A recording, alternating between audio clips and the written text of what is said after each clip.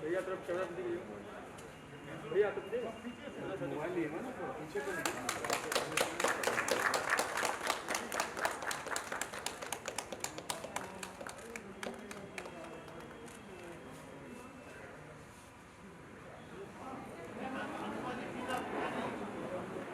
ध्वनि से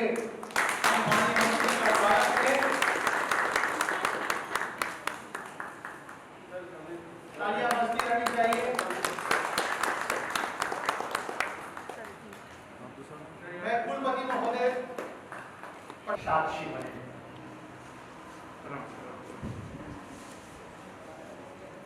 श्रुति एवं आर्या, आप जानते हैं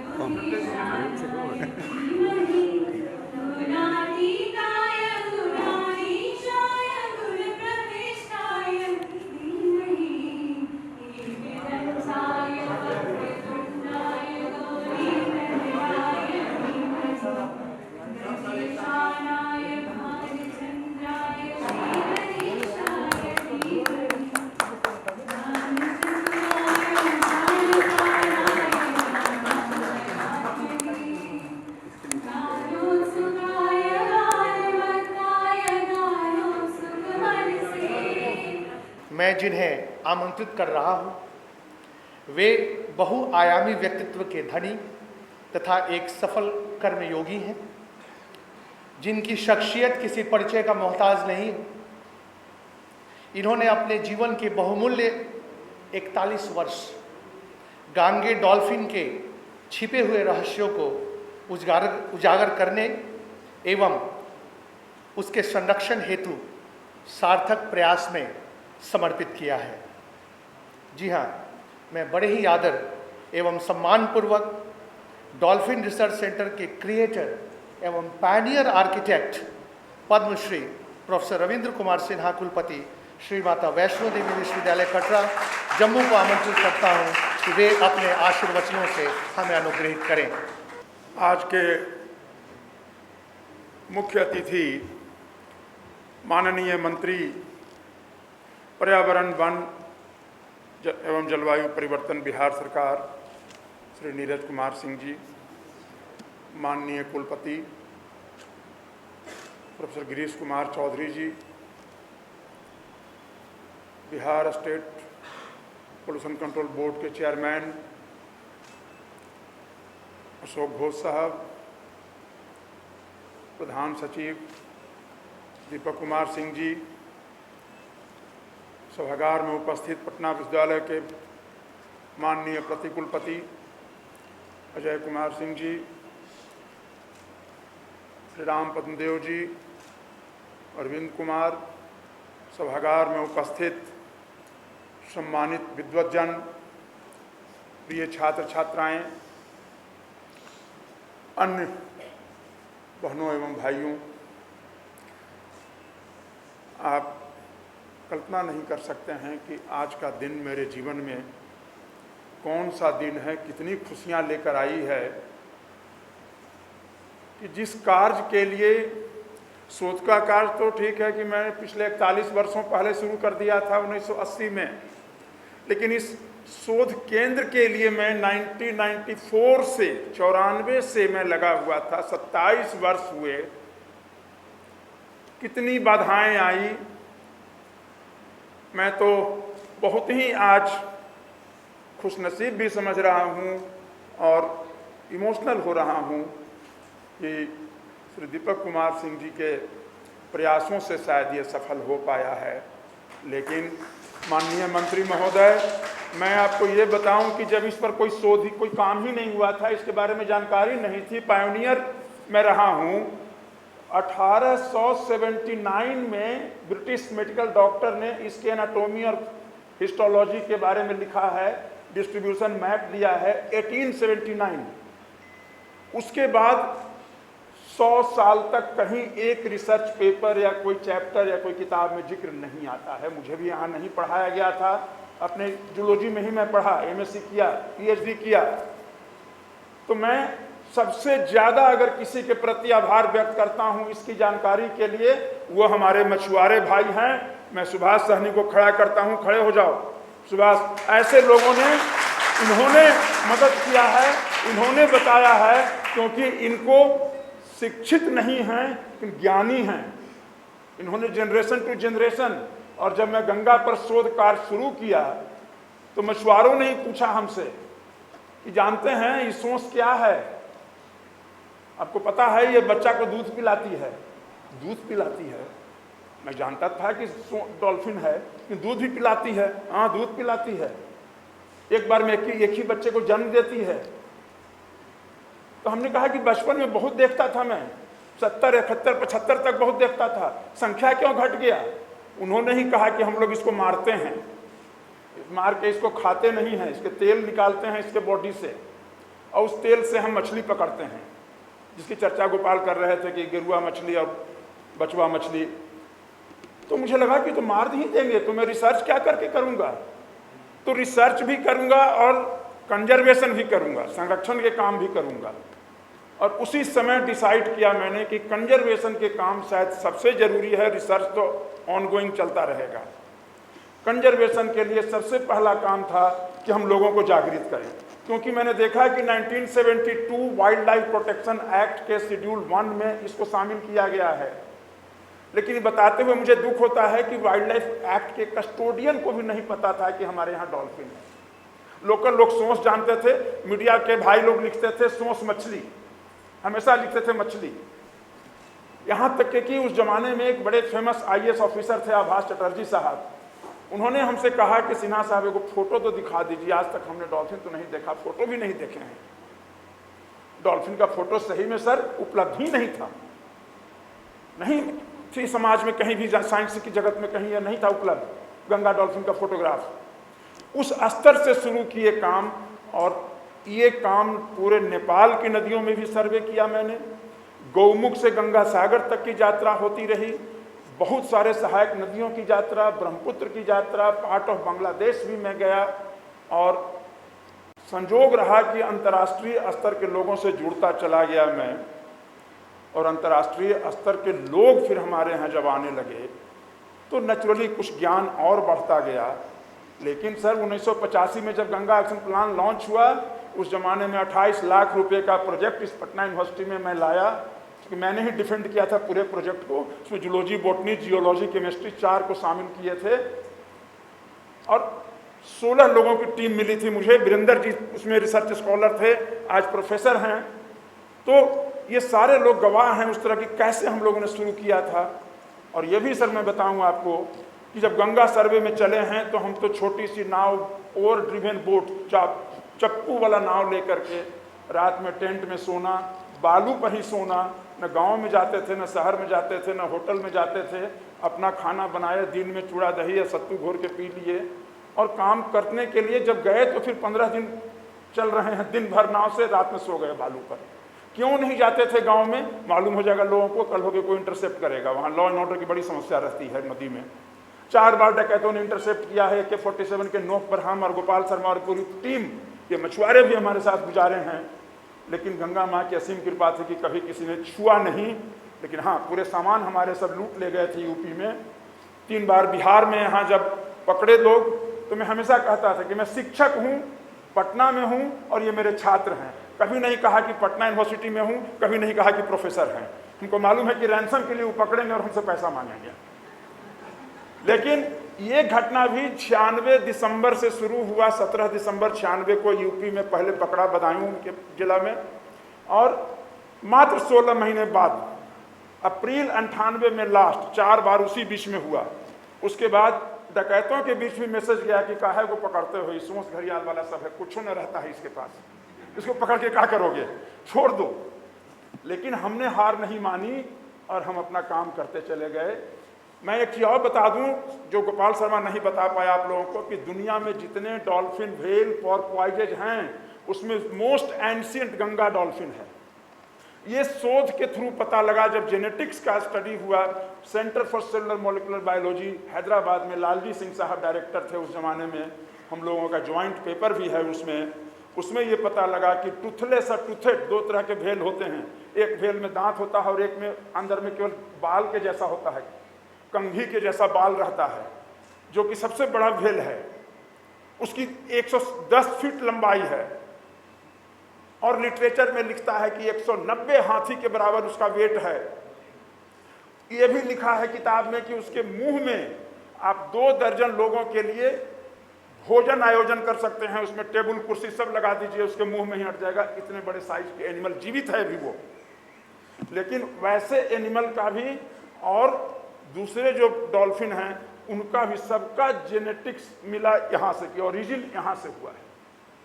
यह भी मैं बता देना चाहूँगा यहाँ पर, चूँकि विज्ञान के बहुत सारे छात्र छात्राएँ हैं, कि व्हेल डॉल्फिन पोर्पोइजेज का ओरिजिन भी इंडिया में ही हुआ है। कश्मीर में पाकिस्तान बॉर्डर के समीप सबसे पुराना फॉसिल मिला है, जो नेचर में छपा है 2007 में। वाइल्ड लाइफ, वो वाडिया इंस्टीट्यूट ऑफ जियोलॉजी के भी 2 साइंटिस्ट उसमें हैं। उसके पहले पुराना फॉसिल पाकिस्तान में मिला था, वो पाकिसिटस नाम रखा था पाकिस्तान के आधार पर। और ये मुझे गर्व का विषय है कि एक तो दुनिया का सबसे पुराना डॉल्फिन, हमारा नेशनल एक्वेटिक हेरिटेज भी है ये। एक ही प्रजाति ब्लाइंड डॉल्फिन कही जाती है पूरे दुनिया में, जहाँ 90 प्रजातियां हैं डॉल्फिन और व्हेल के। वो गंगा और इंडस की डॉल्फिन जो है वो ब्लाइंड है, क्योंकि उसमें लेंस नहीं है, आंख में रेटाइना का वेस्टिजियल बचा हुआ है, लाइट एंड डार्क में डिफरेंस कर सकता है, इमेज नहीं बना सकता है ये। दूसरी खूबी है कि हर 10 सेकंड से 3 मिनट पर ये सांस लेने के लिए निकलता है, जन्म से लेके मरने तक। तो फिर मेरे मन में सवाल उठता था कि सोता कब है? सोता नहीं है तो थकता क्यों नहीं है? वैसा कुछ आदमी में हो सकता है क्या? बाद में शोध से पता लगा कि ये पॉलीफेजिक स्लीप है इसमें। ये 5 मिनट 7 मिनट भी सो करके फिर से ताज़ा हो जाता है और फिर शुरू करता है काम अपना। ये शोध एक इटालियन साइंटिस्ट ने किया था, burn institute of brain anatomy burn में, स्विट्जरलैंड में। उनका पेपर मिला, उन्होंने इलेक्ट्रोएन्सेफेलोग्राम सब कुछ इसका निकाला था। तो ये यूनिक एनिमल है। 10 साल की उम्र में गर्भ धारण करने लायक होती है, पिता बनने लायक भी होता है, और गर्भ में 9 महीने 10 महीने बच्चे को रखती है। उसके बाद एक बार में एक ही बच्चे को जन्म देती है। आज तक 2 बच्चा का हमको रिकॉर्ड नहीं मिला, कभी मछुआरा लोग भी नहीं बताए। और 6 महीने तक दूध पिलाती है केवल। 6 महीने के बाद जैसे आदमी के बच्चा मुलायम भोजन शुरू करता है, माँ भी इसको सिखाती है मुलायम कीड़ा मकोड़ा का लार्वा पकड़ के खाना, छोटी मछली पकड़ के खाना, और माँ के साथ 1 साल तक रहता है बच्चा, फिर दोनों अलग हो जाते हैं। समुद्र में सर आप डॉल्फिन देखेंगे तो समूह में 100-100 डॉल्फिन एक साथ, स्कूल ऑफ डॉल्फिन कहते हैं। ये सॉलिटरी डॉल्फिन है, ये अकेले रहता है। केवल मेटिंग के समय मेल फीमेल जमा होते हैं, और नहीं तो माँ और बच्चा वो 1 साल तक रहता है। लेकिन दूसरा बच्चा 2 से 3 साल के अंतराल पर एक बार होगा। इसका आयु भी हमने वर्कआउट किया है, जो भी रिसर्च के डाटा थे उसके आधार पर, तो पता लगा कि 45 साल से 50 साल तक जिंदा रहती है। लेकिन 2-3 साल में एक ही बच्चा देगी, 10 बरस के बाद बच्चा देना शुरू करेगी। तो रिक्रूटमेंट रेट बहुत स्लो है, बहुत कम बच्चे पैदा होते हैं, नेचुरली उनका भी डेथ होता होगा। तो इन चीज़ों को ख्याल में रखते हुए इनका संरक्षण नदी में ही संभव है, क्योंकि कैप्टिविटी में इसका सर्वाइवल ही नहीं है। अमेरिकन लोग पाकिस्तान से ले गए थे 1969 में 2 एनिमल को उठा करके, वहाँ भी नहीं सर्वाइव किया 3 महीना से ज़्यादा। 72 में जापान के साइंटिस्ट बांग्लादेश से ले गए उठा करके, वहाँ भी नहीं सर्वाइव किया। तो फिर इसको हर हाल में जहाँ है वहीं बचाने की ज़रूरत है। और ये भी सर बता दूं आपको कि डॉक्टर महाराज कुमार रंजीत सिंह जी एडिशनल सेक्रेटरी हुआ करते थे गवर्नमेंट ऑफ इंडिया में 88 में। जब हमने गंगा एक्शन प्लान का अपना पहला प्रोजेक्ट सबमिट किया था, रिपोर्ट, फाइनल रिपोर्ट, मात्र 88 पेज का बहुत ही कलर्ड फोटोग्राफ था, उसमें डॉल्फिन को फोटो लगा दिया था ऊपर में। महाराज कुमार रंजीत सिंह जी वाइल्ड लाइफ में खुद भी PhD किए हुए थे, किताब लिखे हुए थे। उनको संजोग से जैसे उनके हाथ में पड़ा, वो सीधे वहाँ से आ गए पटना, मिलने के लिए हमसे। और के सुब्रमण्यम साहब उस जमाने में उनके बैचमेट हुआ करते थे, उनको उन्होंने कहा कि आर.के. सिन्हा से मिलवाइए, ये कौन आदमी है जो डॉल्फिन पर लिखे हैं। उन्होंने बुलाया मुझे, बोले कि आपने रिपोर्ट बनाया है? जी हाँ मैंने बनाया है। तो आपको मालूम है कि पूरे देश में आज तक कोई काम नहीं हुआ है? जी हाँ हमको मालूम है, कोई काम नहीं हुआ है। तो जल्दी से आप प्रपोजल दीजिए, मैं आपको फंड दूंगा सेपरेटली डॉल्फिन के लिए। मैंने कहा सर जल्दी का मतलब? तो 1 महीना। हम कहा सर जब कोई लिटरेचर ही नहीं है तो हमको कम से कम 6 महीना समय चाहिए। और आपसे भी रिक्वेस्ट कर रहा हूँ कि आपके यहाँ विदेश के लोग आते होंगे, साइंटिस्ट कोई आता है तो आप भेजिएगा मेरे पास में, कुछ मदद तो मिले। उस समय ना इंटरनेट था, ना गूगल था, ना कुछ था। तो इंसिडेंटली थेम्स वाटर अथॉरिटी के एक साइंटिस्ट को भेजा उन्होंने कुछ दिनों बाद। उसने कहा कि हाँ लिनियन सोसाइटी लंदन के लाइब्रेरी में है, पाकिस्तान में काम हुआ है, वो इटालियन साइंटिस्ट काम किए हैं, मैं फोटोकॉपी भेजता हूँ आपको। प्रस्ताव बना के सर जब ले गए, MS स्वामीनाथन साहब चेयरमैन थे हमारे रिसर्च कमेटी के, मिस्टर शर्मा एक सेक्रेटरी हुआ करते थे गवर्नमेंट ऑफ इंडिया में। एक तो बिहारी शब्द अपने आप में निगेटिव है, ये मुझे एहसास कई बार हो चुका है। वहाँ भी लोगों ने यही कहा कि जूलॉजिकल सर्वे ऑफ इंडिया 1916 से है, आज तक कोई काम नहीं किया। इतने बड़े बड़े वैज्ञानिक हुए इस देश में, कोई नहीं किया। ये बिहारी लड़का कैसे करने को हिम्मत कर लिया है? तुम कैसे कर लोगे? मुझे उस डिफेंस में भी 3 बार मीटिंग में जाना पड़ा, 1.5 साल समय लगा। तब स्वामीनाथन साहब एग्री किया कि मैं कॉन्फिडेंट हूँ कि डॉक्टर सिन्हा इस काम को कर सकते हैं, इनको फंड दिया जाए और हम हर 6 महीने पर मॉनिटर करेंगे। बहुत आशीर्वाद मिला, उन लोगों ने इतना इनकरेज किया कि कोई काम नहीं हुआ है, इतना अच्छा काम कर रहे हैं, करते जाइए। स्वामीनाथन साहब का TN खोसू भी सेक्रेटरी हुए थे गवर्नमेंट इंडिया में। तो इस स्तर पर पहुंचे और आज मुझे अपार खुशी हो रही है कि इस जीव को बचाने के लिए चाइना में जहां एक्सटिंक्ट हो गया 2006 में, आज तक नेचुरल हैबिटेट में एक फोटोग्राफ नहीं अवेलेबल है डॉल्फिन का। वहां आपने कहा सर बचाने के लिए कि कैप्टिविटी में चाइना में रखा उन लोगों ने, 22 साल जिंदा रहा था। एक मेल फीमेल को डाला था, फीमेल मर गई थी, मेल जिंदा रहा 22 साल तक।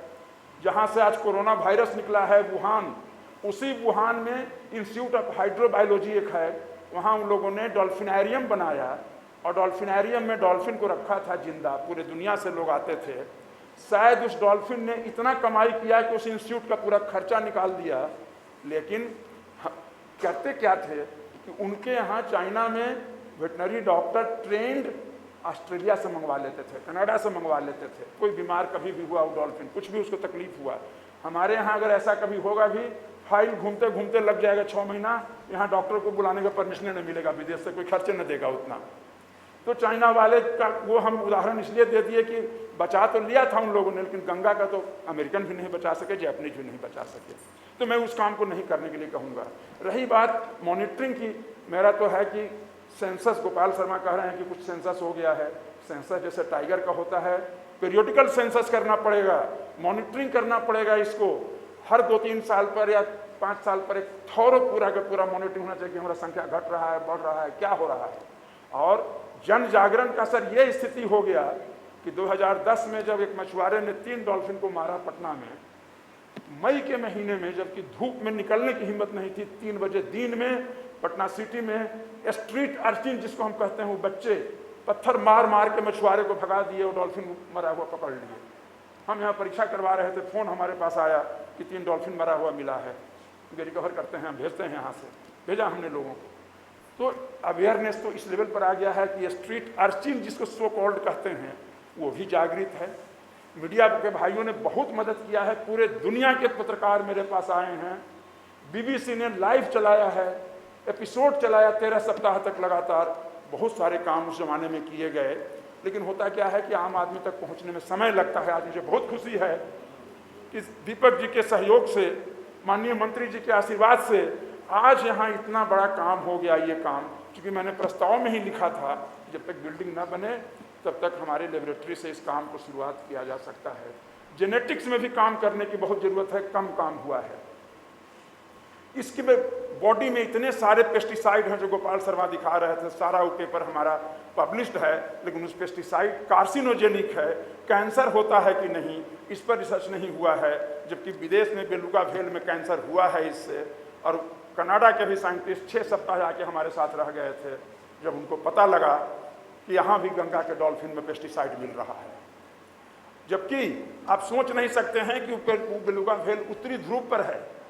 और मुझे भी सर सबसे ज़्यादा पेस्टिसाइड मिला हरिद्वार के मछलियों में, पटना से ज़्यादा, कानपुर से ज़्यादा।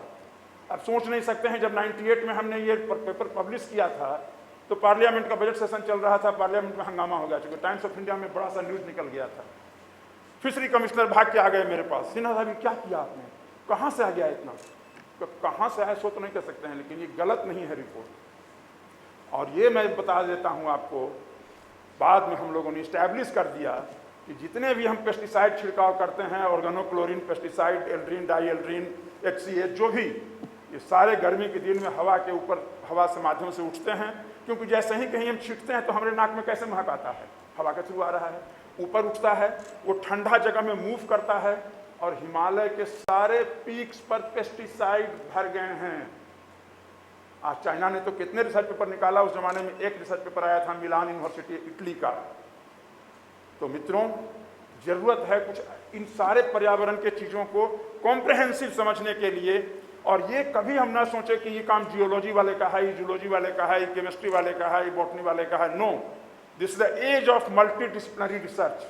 पूरी नई शिक्षा नीति में मल्टी डिसिप्लिनरी पर जोर है। इसीलिए जिस बच्चे को इंटरेस्ट है, एक अलग आइसोलेशन में रिसर्च ना करें, जब भी करें तो समग्रता से देखें। भले 4 लोग मिल जाएं, चाहे अकेले करें, अकेले भी कर सकते हैं। मैं तो अकेले ही, मेरा तो बायोलॉजी से ज़्यादा पेपर केमिस्ट्री के जर्नल में छपा हुआ है। लेकिन ये बात नहीं, सारा डॉल्फिन से ही जुड़ा हुआ है, मछली से जुड़ा हुआ है। इसलिए मैं ये कह रहा हूँ माननीय कुलपति को भी, डीन फैकल्टी को भी, हेड को भी, आप भी जो विद्वत जन यहाँ बैठे हैं, कि मल्टी डिसिप्लिनरी अप्रोच रखिए। ये मत कहिए कि पानी पर रिसर्च हो रहा है तो जियोलॉजी वाला करेगा, जूलॉजी कैसे करेगा इसमें? जूलॉजी तो कहीं है, ये नहीं है, ये नहीं होना चाहिए। जूलॉजी नहीं तो पानी पर रिसर्च शुरू किया है इस विश्वविद्यालय में। 1985 के पहले हमको दिखा दीजिए कि कितना रिसर्च हुआ है पानी पर इस विश्वविद्यालय में। क्यों इस तरह की नहीं सोचना चाहिए कभी? और मैं तो कहीं भी जाता हूँ हमेशा मल्टी डिसिप्लिनरी की बात करता हूँ। समाज से जुड़ा हुआ है, गरीब मछुआरे और किसान इसमें जुड़े हुए हैं। मंत्री महोदय, मैं आपको ये भी जानकारी दूं जो शायद पूरे इस हॉल में किसी को भी नहीं है, कि इस डॉल्फिन को कुछ गांव के लोग गाय मानते हैं। छपरा के पास एक मखदूमपुर गांव है जादुओं का, मैं वहां गया तो उन्होंने कहा कि सर मेरी गाय है, सोच मेरी गैया है, हम अपने पास मारने नहीं देते हैं किसी को, जो मछुआरा मारेगा उसी की हत्या कर देंगे हम। कि मेरी गाय दूध देती है, मार कैसे देगा? इस सामाजिक जो एक अवधारणा है और सामाजिक जो चिंतन है, उसको भी सहायता हम ले सकते हैं बचाने के लिए उसको। कई बुजुर्ग मछुआरों ने कहा कि सर जब निकलती है गंगा से तो लगता है कि फूल खिल गई। तो हम लोग ने नारा बनाया था, सोच गंगा की फूल है, इसको मारना भूल है। छठ पर्व में सर 8-8, 9-9 नाव लेकर के सारे बच्चों के साथ, परिवार के साथ में वाइफ अर्घ देती थी और मैं प्रचार करता था लोगों को कि डॉल्फिन बचाइए। उसका पूरे बड़े बड़े वो बैनर, पोस्टर लेकर के सुबह में भी शाम में भी इस तरह से प्रचार तंत्र उस समय किए तो ज़्यादातर लोगों को जानकारी पहुंची। मेरा यही कहना है कि शोध कार्य में कोई बाधा नहीं होनी चाहिए, कोई लिमिट मत रखिए कि कौन क्या शोध करेगा, क्योंकि जूलॉजी के लोगों को भी सामाजिक चीज़ों पर भी शोध करना होगा कि उस एनिमल से फायदा क्या हो रहा है समाज को। समाज के आर्थिक, सामाजिक, सांस्कृतिक सभी चीज़ों का ये सम्मिश्रण है ये एनिमल और गंगा। और हमें इन सबको सोच करके चलना पड़ेगा कि जब भी हम शोध करें तो इस एंगल से शोध करें कि समाज को लाभ हो रहा है कि नहीं। समाज को अगर लाभ नहीं होता है तो हमारे शोध का कोई मतलब नहीं है, क्योंकि हमारा रिसर्च पेपर कितने लोग पढ़ेंगे? 0.1% लोग भी नहीं पढ़ेंगे, उनको कोई लाभ नहीं, एकेडमिक लाभ का रह जाएगा नहीं। शायद पद्मश्री भी जब मुझे मिला तो इसी आधार पर मिला है कि डॉल्फिन तो बचाने के लिए मैंने समाज से उसको जोड़ा है। Wild life institute of India वाले भी उस ज़माने में ट्रैक मेंबर था मेरा, लेक्चर करवाए तो कहे कि आपने तो एक डॉल्फिन से समाज को जोड़ दिए, एग्रीकल्चर को जोड़ दिए, इरिगेशन को जोड़ दिए, गंगा को जोड़ दिए, साइंस को जोड़ दिए, फिजिक्स केमिस्ट्री सब जोड़ दिए। ये अप्रोच जो आपका है तो हम कर ही नहीं पा रहे हैं। तो डायरेक्टर उसमें PR सिन्हा थे, उन्होंने कहा अपने रिसर्च स्कॉलर को कि तुम तो जंगल में जाते हो, बाघ का आँख तो खाली आंखें दिखता है तुमको, बाघ को कहीं जोड़ नहीं पाते हो। लिंक कीजिए। यूनिवर्सिटी का काम है कि अपने काम को हम समाज के डिफरेंट सेक्टर के लोगों के साथ लिंक कैसे कर सकते हैं उसमें। अगर लिंक नहीं कर सकते हैं तो हमारे शोध का कोई महत्व नहीं रह जाएगा। और अगर जब लिंक करेंगे तो नेचुरली ये महत्व बहुत बढ़ेगा। इसलिए आप सब लोगों से मैं प्रार्थना करता हूँ कि आप सब खुले माइंड से सपोर्ट करें इस सेंटर को, इसको रिसर्च करने दें। और मैं अपनी इन्हीं शब्दों के साथ बाद में कहीं मौका मिलेगा मंत्री महोदय को मैं और विस्तृत जानकारी दूंगा इस पर, कि मैं तो अपनी पूरी ज़िंदगी लगा दिया है इसमें। इन्हीं शब्दों के साथ मैं अपनी वाणी पर विश्राम देता हूँ। आप सभी लोगों को बहुत बहुत धन्यवाद। दीपक जी को विशेष रूप से धन्यवाद, इन्होंने मुझे आमंत्रण दिया, मैं आने का आज मौका दिया है।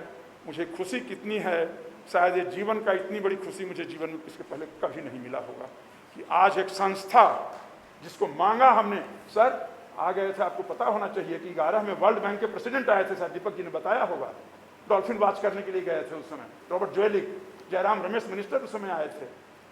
इतने लोगों को आकर्षित किया है इस डॉल्फिन ने और इस छोटे से लेबोरेटरी ने। आज जीवन मेरा सफल हो गया है। बहुत बहुत धन्यवाद।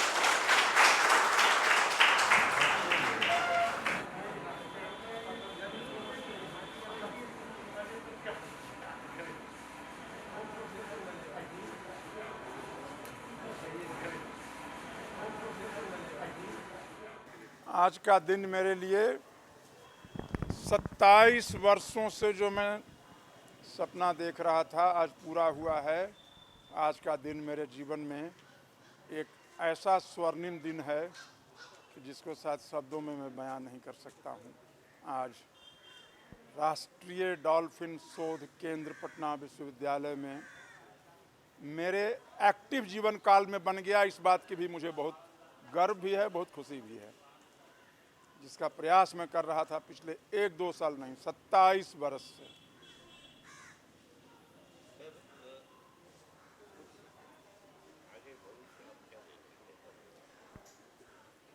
भविष्य तो देखिए, भविष्य देखना और भविष्य में चीज़ों को प्राप्त करने के लिए कमिटमेंट के साथ लगातार काम करते रहना पड़ेगा।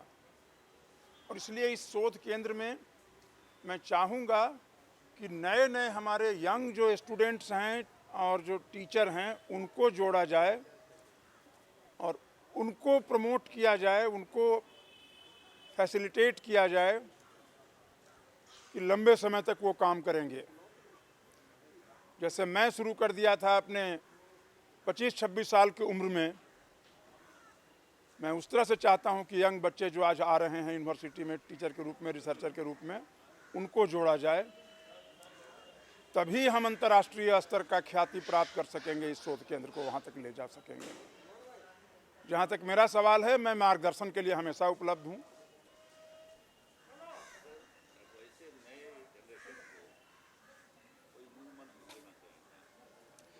देखिए, मूल मंत्र तो इतना ही है कि परिश्रम के अलावा कोई रास्ता नहीं है। दूसरी चीज़ है कि शोध कार्य का कोई भी चीज़ उपलब्धि चाहते हैं कि हमको कल ही मिल जाए, तो ऐसा होता नहीं है, लेकिन मिलता है उपलब्धि। तो धैर्य के साथ क्वालिटी काम करें, ये न चिंता करें कि हम आज काम किए कल ही हमारा रिसर्च पेपर छप जाए, जल्दी से नाम हो जाए, वैसा होता नहीं है। शोध के कार्य में इसमें भी काफ़ी पैसा आता है, लेकिन पैसा उस समय आएगा जब आप इतने उम्र के हो जाएंगे कि शायद डॉक्टर जो कहेगा वही खाइएगा, जहाँ सोने कहेगा वहाँ सोइएगा। शोध कार्य में भी सब कुछ मिलता है, लेकिन क्विक नहीं मिलता है, तुरंत नहीं मिलता है। शोध कार्य में समय खोजता है और कमिटमेंट खोजता है।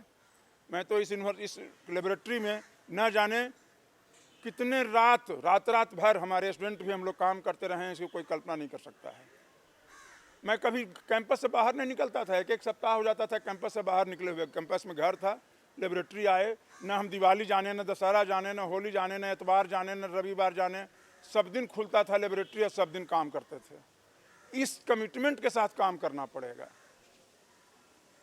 तभी कोई सफलता मिलता है। ऐसे सफलता चाहेगा कि बस चुटकी बजाए मिल गया, ऐसा होता नहीं है, और होगा भी तो बहुत दिन नहीं चलेगा।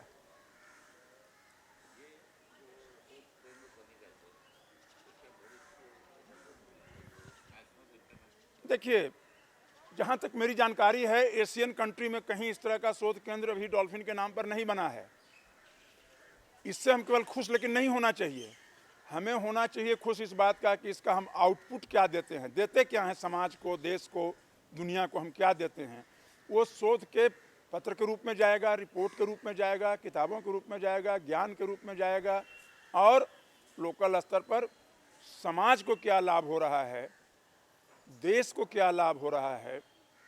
क्योंकि शोध से ही आर्थिक लाभ भी होता है, सामाजिक विकास भी होता है और सांस्कृतिक विकास भी होता है। तो हमें तो शोध करना होगा। और ये डॉल्फिन, ये देखिए कि जब से गंगा का ओरिजिन हुआ है, इसको भगवान शिव के मैसेंजर के रूप में माना जाता है। हमारे पौराणिक कथाओं में लिखा हुआ है। सम्राट अशोक ने इसी पाटलिपुत्रा से पूरे दुनिया का सबसे पहला वन्य प्राणी संरक्षण कानून पारित किए थे, जो पंचम शिलालेख में आज भी खुदा हुआ है। उसमें गंगा डॉल्फिन का भी नाम है, आज से 2300-2400 साल पहले। तो मैं इसलिए कह रहा हूं कि वो ये जगह है, वो हम गर्व करते हैं अशोक के नाम पर, सम्राट अशोक के नाम पर।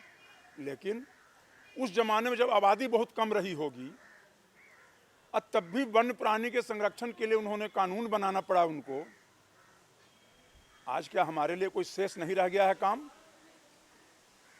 आज काम ज़्यादा करने की ज़रूरत है, क्योंकि आदमी की आबादी तो 100-200 गुना बढ़ गया।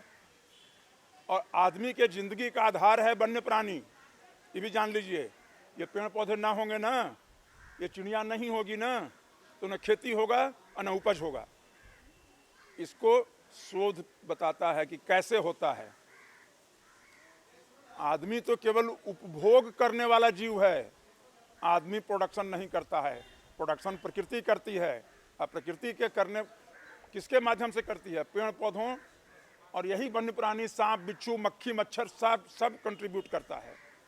आप देखिए कि विज्ञान का शोध कहता है कि 4 साल अगर मधुमक्खी को हटा दिया जाए दुनिया से, तो शायद एक आदमी जिंदा नहीं बचेगा पूरे दुनिया में। क्योंकि मधुमक्खी है तो अनाज है, सब्जी है, फल है, न रहेगा ना कुछ नहीं होगा, भूखे मर जाएगा लोग।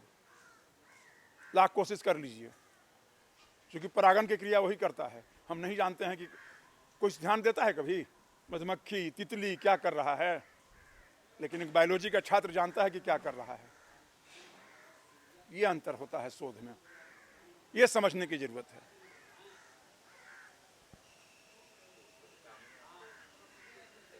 नहीं, मेरी तो यही शुभकामना है कि ये राष्ट्रीय डॉल्फिन शोध केंद्र अधिक से अधिक आउटपुट दे, अच्छा रिसर्च पेपर दे, अच्छा रिसर्च दे, समाज के लोग को जोड़े।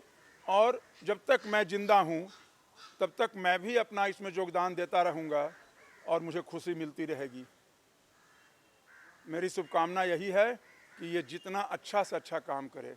नहीं तो कल यही समाज, यही देश, यही मीडिया ये सारे रिसर्चर को गालियां देगा लोग कि करोड़ों करोड़ खर्च करवा दिया, कुछ नहीं किया ये लोग। ये भी मैं कह रहा हूं।